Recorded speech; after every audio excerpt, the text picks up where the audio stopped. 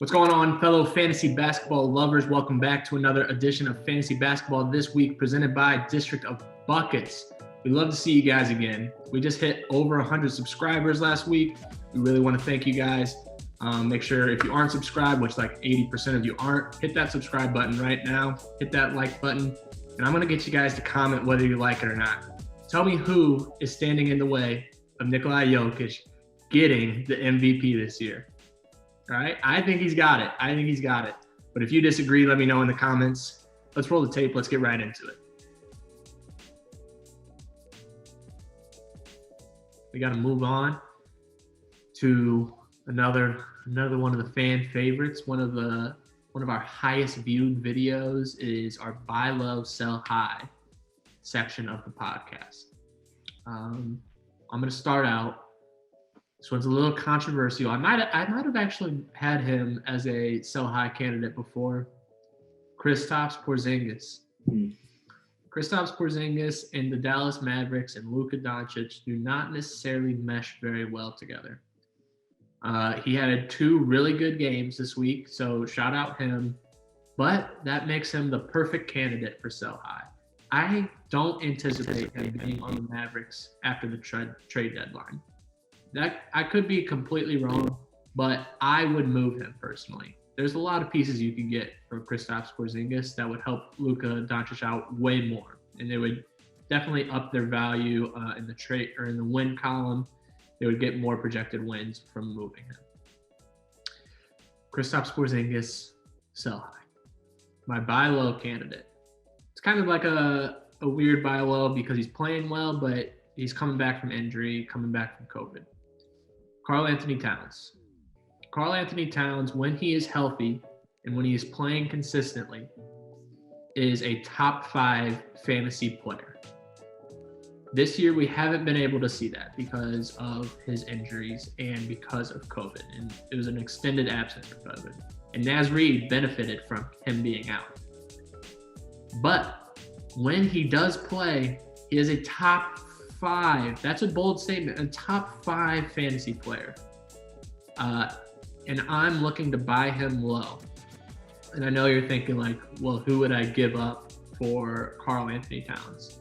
Anybody from rank 15 to 30 is a good trade for Karl-Anthony Towns, assuming that he's going to continue to play. But you can talk people down because he is so unsure and so inconsistent with his playing time. You can talk people down with that. You say, this guy scored more total points than Karl-Anthony Towns. He may not average as many, but he's going to play twice the amount of games. And that's how you sell down, and that's how you buy low for these guys, is you start moving into the 30 to 50 rated like players. So the guys that have put up a bunch of points, they aren't averaging a ton, but they play consistently and they get a lot of points for your team. So that would be a guy that I'm looking to buy low. Like I said several times already, top 5 fantasy player when he is playing. Carl, who are your buy low, sell high candidates today? I'm actually going to start with sell high because it kind of goes into what you just said with buy low with Cat. My sell high was actually Coby White, mostly because Coby White just had, a nice career 3-point shooting game. He's been producing pretty well consistently, but it's not, it's not irreplaceable. It's not irreplaceable. Like, you can probably flip him. And so I'm saying that right now, people have been seeing Coby White's name a little bit more, especially after him and Zach LaVine were I think it was the first teammates to both make 8 threes in a game, I want to say, in NBA history. So name value is a little bit higher. And I'm saying he's a guy that if you can use him and flip him for maybe a star to buy a little bit lower, like a Cat, like with someone else in a trade, like that's a name that I would consider giving up because I feel like he has a replaceable amount of value that he adds to your team every week that you can definitely make up for in the aggregate or even flip to find somebody better. So he's my sell high candidate of the week. Cool. Buy low. Got slow-mo Kyle Anderson for the Grizzlies. I think I mentioned him in one of our earlier videos, either as fringe guy or buy low, but it's just seeing how it's more of a buy low just off of, again, I'm doing a lot of name value stuff today. So just kind of off of name value where, maybe not a lot of guys really understand what Kyle Anderson brings to the Memphis Grizzlies, because he does everything. He's a Swiss Army knife. He does just a little bit of everything. And he's a great playmaker, and he's a solid rebounder. Rebounding and assists will get you points without having to risk a guy, who maybe has an off shooting night. So it offsets off shooting nights or nights where he's not even really putting up shots. And he's got a great floor for your fantasy team. And I think you should pick up Kyle Anderson or find a way to get him. I'm a big believer in his game. And also, this is another name, Thaddeus Young. This is also a name value. So he's balling out. We all know he's balling out.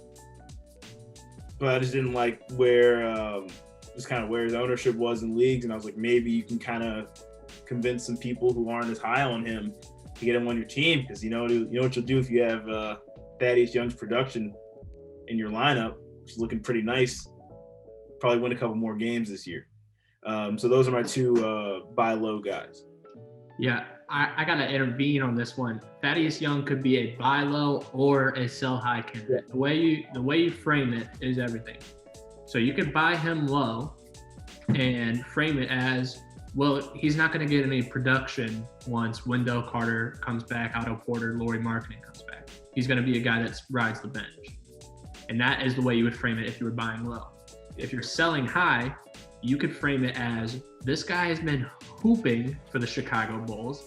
He is, as of now, a full-time starter. Lauri Markkanen, Otto Porter, and Wendell Carter have no foreseeable return to the Bulls. So that's how you frame it as a sell high. It's like, he's going to continue to play. Buy low, exact opposite. The Chicago Bulls players, they're coming back eventually. You might as well just get rid of him. He's going to be another waiver wire guy.